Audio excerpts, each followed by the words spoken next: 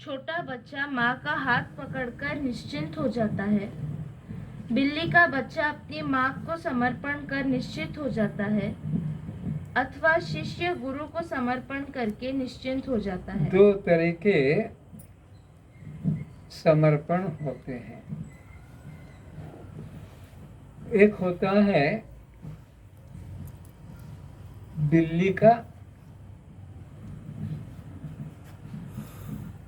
और एक होता है बंदरिया का। बिल्ली का बच्चा माँ के समर्पण हो गया और अपने हाथ पैर ऐसे छोड़ देता है ढीले, और माँ उसके बच्चे को मुख में दबाकर और जहाँ सुरक्षित जगह मिलती है उसे छुपाती है। एक बिल्ली 7 घर अपने बच्चों को छुपा कर रखती है। 7 दिन तक बच्चे क्यों छुपा कर रखती है? कि कभी बिल्ली आए और बच्चे को खा दे, क्योंकि मांसाहारी पशुओं की जीवों की 7 दिन बाद आंखें खुलती है, तो 7 दिन तक बिल्ली को अपने बच्चों की केयर करना, 8वें दिन उनकी आंखें खुल जाने से वो अपने आप भाग दौड़ अपनी सुरक्षा कर लेते। तो ये एक समर्पण है कि गुरु के आश्रित हो गए। अब जहाँ ले जाए, जो करे उसकी मर्जी। अब मैं कुछ भी नहीं, हाथ पे ढीले छोड़ लटका देता हूँ बच्चा, और वो माँ बच्चे को अपना ठीक जगह पर रखती है। लेकिन बंदरी की जो है शिष्यत्व, वो अपने अहंकार का है। वो बंदरिया कहती है, देख मैं तो इस झाड़ से उस झाड़ पर, उस झाड़ से उस डाल पर जाऊंगी, और तू तेरा जान, मतलब मैं पकड़ के रखूंगा। तो वहाँ बंदरिया अपने बच्चे को नहीं पकड़ती है, बच्चा अपनी माँ को पकड़ता है। तो जो मैं कर लूंगा, तो फिर गुरु उसकी शिष्य की चिंता छोड़ देता है। तो फिर बंदरिया के बच्चे की तरह है, अपने बल पर उसको अहंकार है। और एक होता है कि मैं तो आपकी शरण में हूँ, आप जो करो जैसा करो मुझे कोई आपत्ति नहीं, आपकी खुशी में मेरी खुशी है, आप जिस तरह से खुश होते हो मेरे को वही खुशी है। तो बिल्ली का समर्पण और एक बंदरिया के बच्चे का समर्पण, तो उसने अपने ही अहंकार से अपने को रखा है, माँ पर नहीं छोड़ा है। और जो बच्चा माँ के जंप करने से इस झाड़ से उस झाड़ पे, इस डाल से उस डाल पे कूदने में और बच्चा गिर गया, अब वो बच्चा माँ को नहीं छू सकता। उसने जाति को कलंकित कर दिया। तूने हमारी जात की नाक कटा दी, बंदरिया का बच्चा और गिर जाए, ये तो आश्चर्य की बात है, असंभव बात है। अब वो नीचे ही मरेगा, अब वो झाड़ पे नहीं चढ़ सकता, अब वो माँ को नहीं छू सकता उसने।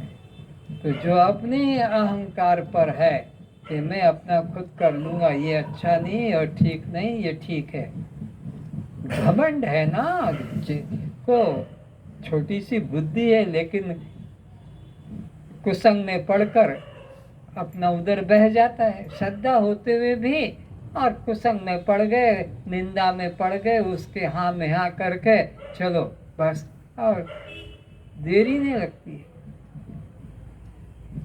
इसलिए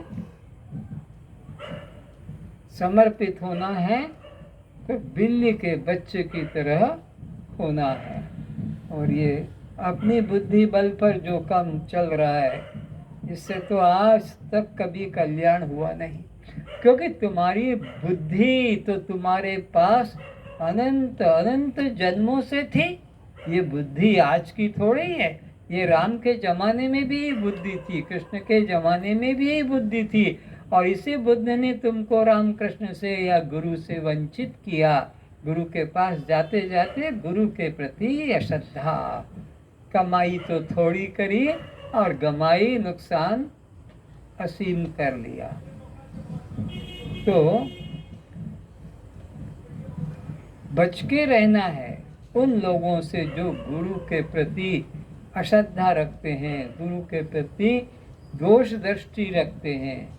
गुरु के प्रति तो तुम्हारा फिर कल्याण कौन करेगा? गुरु में जब दोष दृष्टि है, गुरु के अंदर तुम कमी देखते हो, चार सहयोगी बन जाते हो, चार मित्र बन जाते हो, गुरु की बात, गुरु की निंदा करने लग जाते हो। अब कहाँ कल्याण का अंतिम जो रास्ता था? संसार में कोई त्रुटि हो जाए और क्षमा न करे तो कहते हैं ब्रह्मा से क्षमा मांगो, वो कर देगा तो कुछ हानि नहीं। ब्रह्मा भी क्षमा ना करे तो विष्णु से क्षमा मांगो, वो क्षमा कर देगा तो कोई हानि नहीं। वो भी ना करे तो शंकर से क्षमा मांगो, वो भी ना करे तो चिंता मत करो, गुरु के पास चले जाओ। गुरु ने क्षमा कर दिया तो ये ब्रह्मा और विष्णु और शंकर तुम्हारा बाल भी बिगाड़ नहीं सकते। राखई गुरु जो कोप विधाता। रुक जा, गुरु कह देगा शिष्य के तरफ कोई दुश्मन आ रहा है, कोई महामारी आ रही है शिष्य के तरफ, और गुरु उसको रुक जा वहीं, तो वो एक कदम आगे नहीं बढ़ सकता। राखई, रोक देगा वहीं। राखई गुरु जो कोप विधाता। कौन कोपित हो गया? ब्रह्मा विष्णु शंकर जैसे कोपित हो गए तुम्हारे अपराध के ऊपर, रुक जा। पर गुरु के प्रति ही अश्रद्धा कर ली, गुरु की निंदा करने में लग गए, गुरु में दोष दर्शन लग गए, गुरु में अकड़ दिखाने लग गए। अब दुनिया में तुम्हारे लिए तुम ही तुम्हारा जानो, भवसागर में तुम ही डुबकी लगाओ।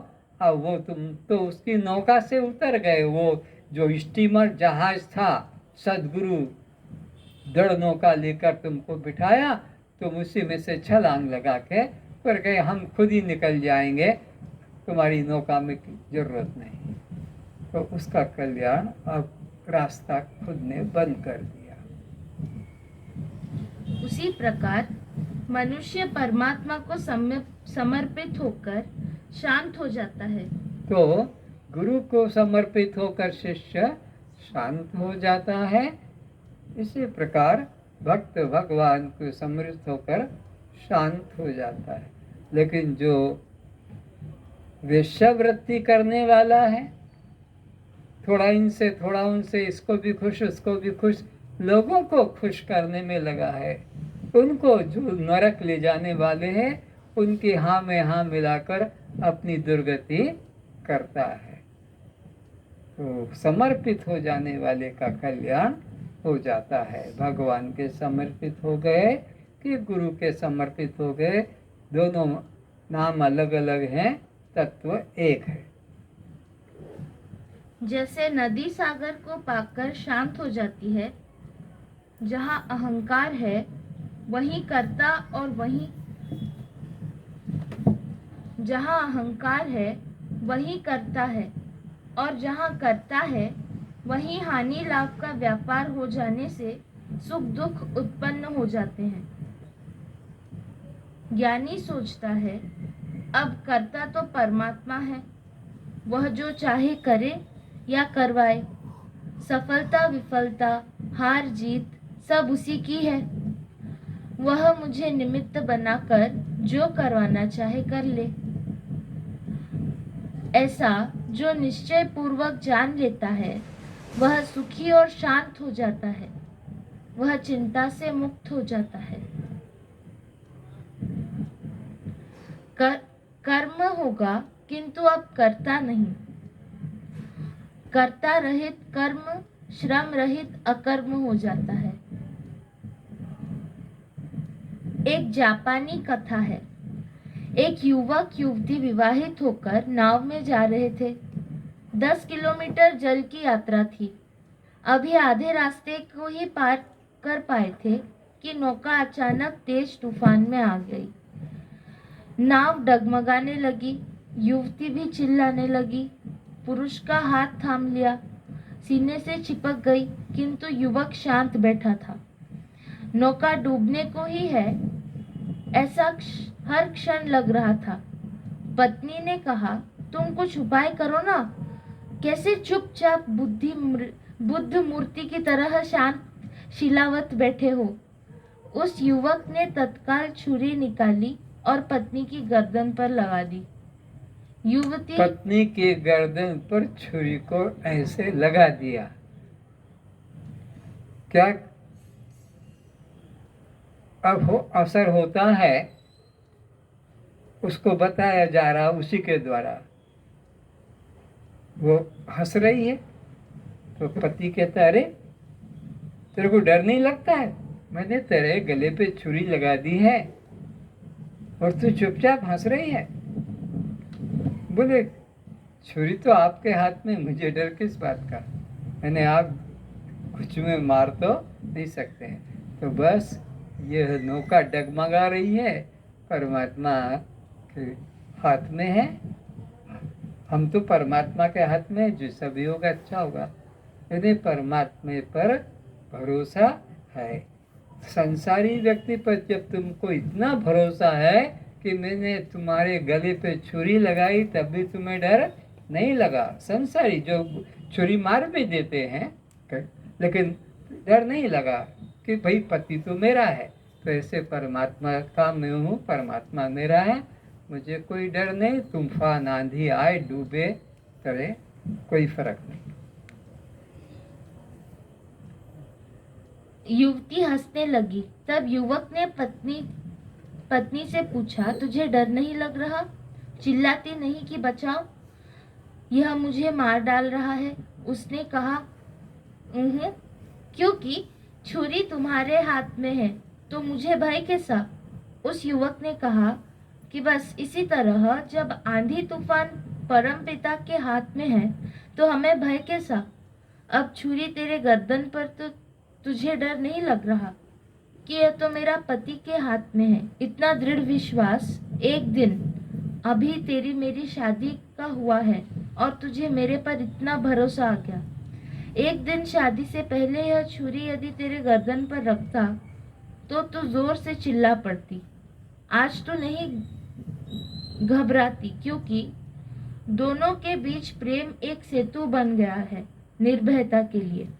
बस यही प्रेम का संबंध मेरे व परमात्मा के बीच अनादि से चल रहा है, इसलिए मैं नहीं घबराता। तूफान आए, आंधी आए, सब उसी के हाथ में है। तूफान का मजा लेंगे, आंधी का मजा लेंगे, डूबने की छटपटाहट का भी मजा लेंगे। हम उसके हाथ के बाहर नहीं, उससे दूर नहीं, जैसे तू मुझसे दूर है। परमात्मा व मैं दो नहीं रह गए, एक ही हैं। परमात्मा और मैं जब दो होते हैं तो भय होता है, चिंता होती है, दुख होता है, पुनर्जन्म होता है। लेकिन जब दो नहीं एक हो जाते हैं तो फिर डर, भय, चिंता, दुख समाप्त। द्वैत में ही दुख होता है, अद्वैत में दुख नहीं। एक अवधूत या दत्तात्रेय जी के जीवन में एक घटना घटी। उन्होंने तो 24 गुरु बनाए थे, उसमें एक घटना ऐसी घटी कि एक घर में भिक्षा के लिए गए। भिक्षा युवती थी, उसके घर में बाप नहीं, खेती पे गए थे, माँ भी नहीं थी, अकेली थी। वो भिक्षा के लिए द्वार पर खड़े हुए, भिक्षाम देहि। तो उस युवती ने कहा कि हे भंते, आप बैठो, मैं अभी भिक्षा लाती हूँ। वो वहाँ बैठ गए। अब क्या देखा कि घर में चावल नहीं। अब कैसे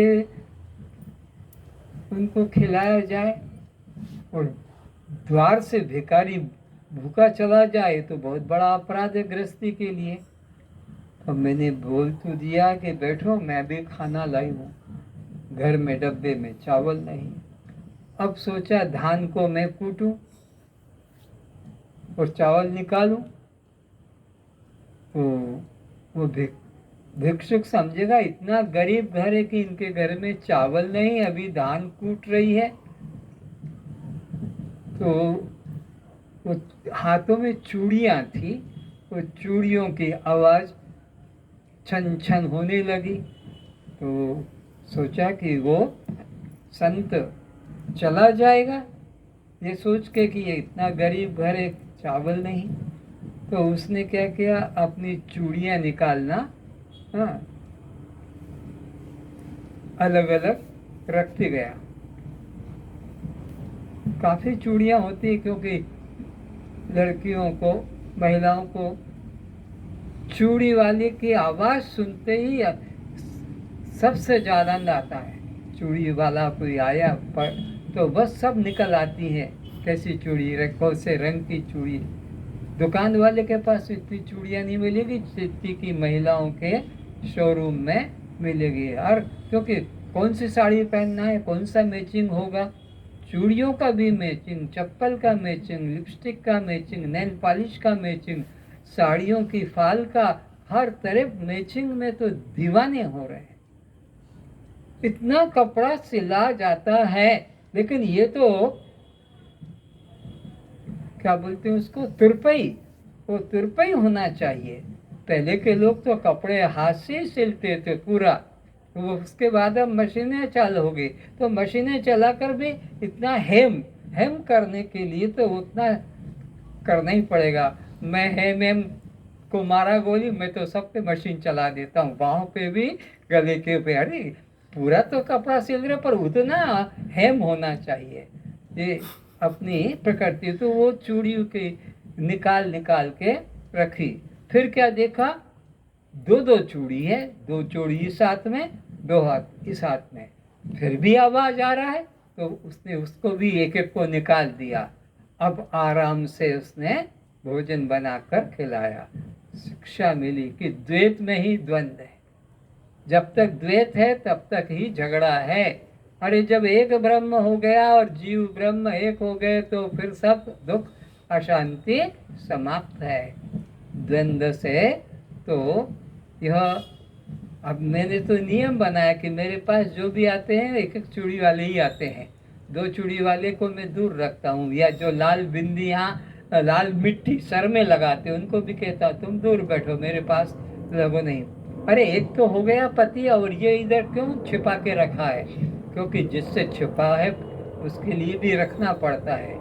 ये डुप्लीकेट मामला है, एक पति का नहीं है, दो रखते हैं। तो इसलिए एक एक चूड़ी जो मेरे पास आते लगते हैं, मेरे प्रियजन मुझे मालूम पड़ जाता है कि चूड़ी वाले, और जिनके दो तीन चूड़ियां हैं मैं जान लेता हूँ कि इनको अभी दूर का रिश्ता लगता है। तो परमात्मा और जीवात्मा में जब एकत्व हो गया, सोहम चिंतन, सोहम निष्ठा जग गई। आप दुख किस बात का, भय किस बात का, साधन किसके लिए करना है। जो पाना था वो पा लिया, जो जानना था वो जान लिया। परमात्मा से ऊपर तो न कुछ जानने को है न पाने को है। आज बस इतना ही। सर्वे भवन्तु सुखिनः, सर्वे भवन्तु सुखिनः, सर्वे सन्तु निरामया, सर्वे सन्तु निरामया, सर्वे भद्राणि पश्यन्तु, सर्वे भद्राणि पश्यन्तु, मा कश्चित् दुःखभाग् भवेत्। सब सुखी रहें, सब निरोग रहें, सभी रूपों में सभी रूपों में एक परमात्मा को देखें। एक परमात्मा को देखें। इसलिए मन वचन कर्म से इसलिए मन वचन कर्म से किसी को भी कष्ट न पहुँचाएं, किसी को भी कष्ट ना पहुँचाए, दुख न पहुँचाएं। दुख ना पहुँचाए। यदि हमारे द्वारा यदि हमारे द्वारा किसी को कष्ट मिला है, किसी को कष्ट मिला है, दुख मिला है, दुख मिला है, उसके मन में वैर भाव जगा है, उसके मन में वैर भाव जगा है, हम उसके चरणों में प्रणाम करें, हम उसके चरणों में प्रणाम करें, वह हमें क्षमा कर दे। वह हमें क्षमा कर दे। अब हमारा कोई शत्रु नहीं है, अब हमारा कोई शत्रु नहीं है, अब हमारे मन में कोई छल कपट नहीं है, अब हमारे मन में कोई छल कपट नहीं है। हमको सब क्षमा करें, हमको सब क्षमा करें, हम भी सबको क्षमा करते हैं। हम भी सबको क्षमा करते हैं। वैर भाव की निवृत्ति वैर भाव से कभी नहीं घटती है, वैर भाव से कभी नहीं घटती है। वैर भाव की निवृत्ति प्रेम भाव से, समता भाव से,